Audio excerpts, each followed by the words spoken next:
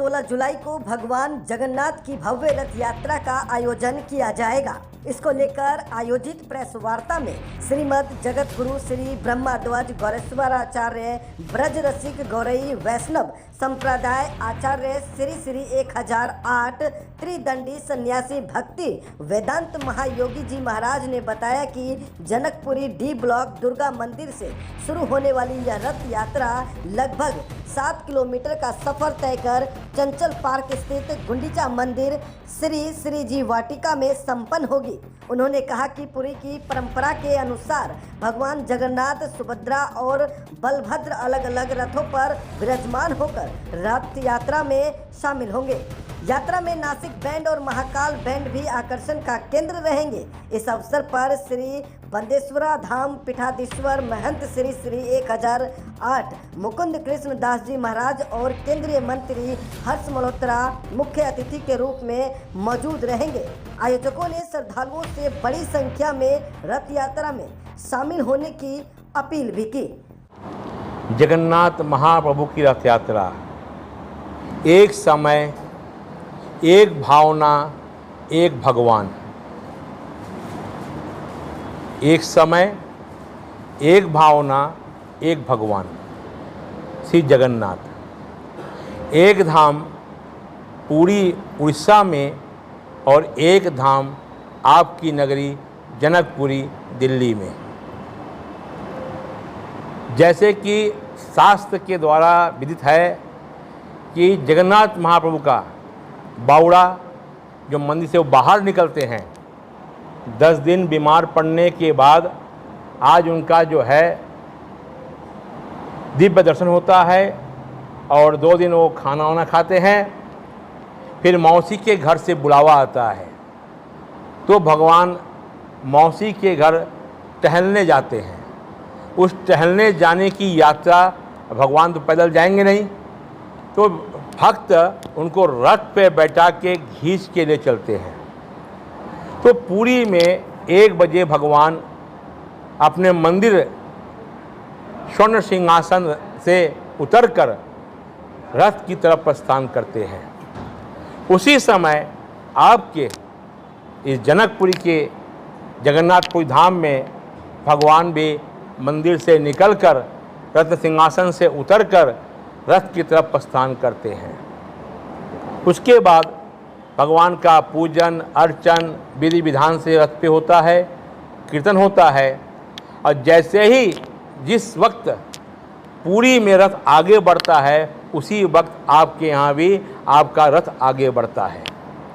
और रथ जैसे वहाँ 3 रथ में निकलते हैं, जगन्नाथ जी का अलग रथ, सुभद्रा जी का अलग रथ और बलभद्र जी का अलग रथ, उसी प्रकार से आपके क्षेत्र में, आपके शहर में, पूरे उत्तर भारत में पहली बार ये 4थी वर्ष है जो भगवान 3 रथ पे विराजमान होकर अपने भक्तों को दर्शन देते हैं और देते हुए गुंडीचा मंदिर यानी मौसी के घर प्रस्थान करते हैं।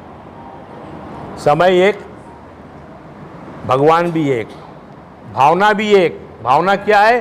सब भक्त एक साथ मिलकर रथ को खींचते हैं, एक साथ मिलकर रथ को खींचते हैं। ये भावना है।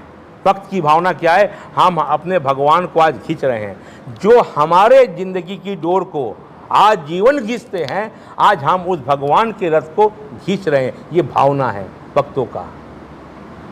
अब उस भावना के तहत हम भगवान को रथ पे खींचते हुए कि हे भगवान, जिस तरह से आज हम आपके साथ चल रहे हैं, आप आजीवन जब तक हमारी शरीर में सांस है हमारी रथ को आप चलाते रहना, खींचते रहना, किसी प्रकार का बाधा ना। इस भावना के साथ, एक ही भावना वहाँ भी, वही भावना यहाँ भी, हम रथ को खींचते हैं और रथ को खींचते हुए हम आगे बढ़ते हैं। कहाँ जाते हैं? गुंडीचा मंदिर, मौसी के घर। मौसी के घर जाते हैं एकादशी तक। आज हो गया एकम, एकम से एकादशी तक भगवान अपने मौसी के घर गुंडीचा मंदिर रहते हैं। अब गुंडीचा मंदिर में भगवान के सारे भक्त दर्शन करने के लिए आते हैं। जहाँ जहाँ से लोग भागते हैं गुंडीचा मंदिर दर्शन करने के लिए चले जाते हैं। तो हमारे यहाँ गुंडीचा मंदिर से 10 फलांग की दूरी पर अभी आपको मालूम होना चाहिए चंचल पार्क था नाम पहले, लेकिन सरकार ने उस पार्क का नाम आपके निवेदन पे, आपके आवेदन पे श्री जीव वाटिका कर दिया।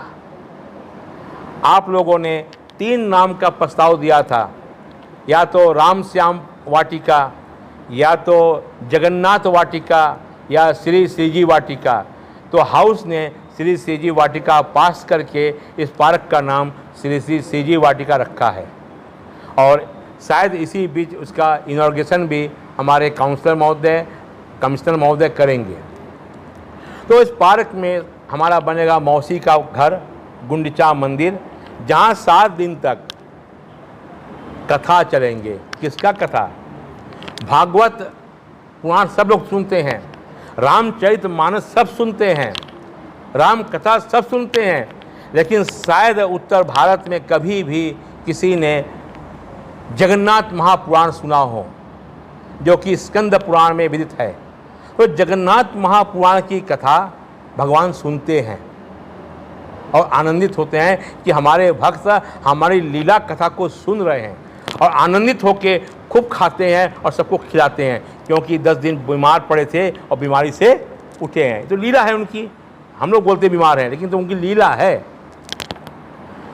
तो भागवत की जगह पे श्रीमद् जगन्नाथ महापुराण की कथा भगवान सुनेंगे और आनंदित होंगे, सब लोग आनंदित। एक कथा वहाँ भी पूरी में भी चलता है, गुंडीचा मंदिर में भी 7 दिन जगन्नाथ महापुराण की कथा चलता है। तो सेम चीज़ हम लोग यहाँ भी करते हैं, उधर जा, सेम चीज़ हम लोग यहाँ भी करते हैं। तो कहने का मतलब यह है एक ही बात कि भावना भी एक, भगवान भी एक, समय भी एक, वक्त भी एक, वक्त नहीं बदला। ये आपके उत्तर भारत में ऐतिहासिक है। ये तो आप देखिए इस्कॉन कभी रात को 8 बजे रथयात्रा निकल रही है, कहीं 6 बजे निकल रहा है। विधान नहीं है, विधान की विपरीत है, लोग को दिखावा के लिए है। जब तक हमारे पैर में छाले न पड़े गरम का, तो रथ खींचने का मजा ही क्या होगा। पैर में छाले पड़ने चाहिए रथ घिसते घिसते, और छाला पड़ता नहीं है। जब हमारा भाव हो गया ना कि हम भगवान के रथ को खींच रहे हैं, तो छाला कभी नहीं पड़ेगा। और जहाँ होगा कि हम दिखावा करेंगे तो तुरंत छाला पड़ जाएगा। ये आप नोट कर लेना। कितने ऐसे माताएं रथ में चलती हैं, नंगे पैर चलती हैं, जो 10 कदम ऊपर से नीचे उतर नहीं पाती हैं, फिर भी रथ में संग 7 किलोमीटर पैदल चलती हैं। वो क्या है? उनकी भावना।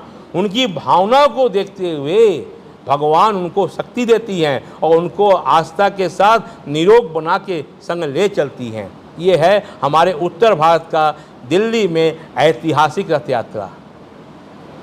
अब इस रथ यात्रा में ढोल नगाड़े बाजा सब कुछ बजते हैं। हम लोग ने सनातन धर्म की परंपरा को, सनातन धर्म की मर्यादा को पालन करते हुए एक बहुत बड़ा निर्णय विगत 3 वर्षों से ले रहे हैं कि हमारे इस रथ में सनातनी के अलावा कोई अन्य प्रकार के लोग इन्वॉल्व ना हो। सनातनी मतलब समझ ही गए, हिंदू के अलावा कोई और इन्वॉल्व नहीं हो। आम बात है कि जो बाजा वाले होते हैं सब मुस्लिम होते हैं, लेकिन हमारे इसमें 2 नगाड़े चलेंगे, एक महाकाल बैंड चलेगा और एक नासिक बैंड। एक भी बजाने वाला मुस्लिम नहीं होगा, एक भी बजाने वाला मुस्लिम नहीं होगा, यानी सनातनी होगा, हिंदू होगा, क्योंकि भगवान का रथ खींचना है।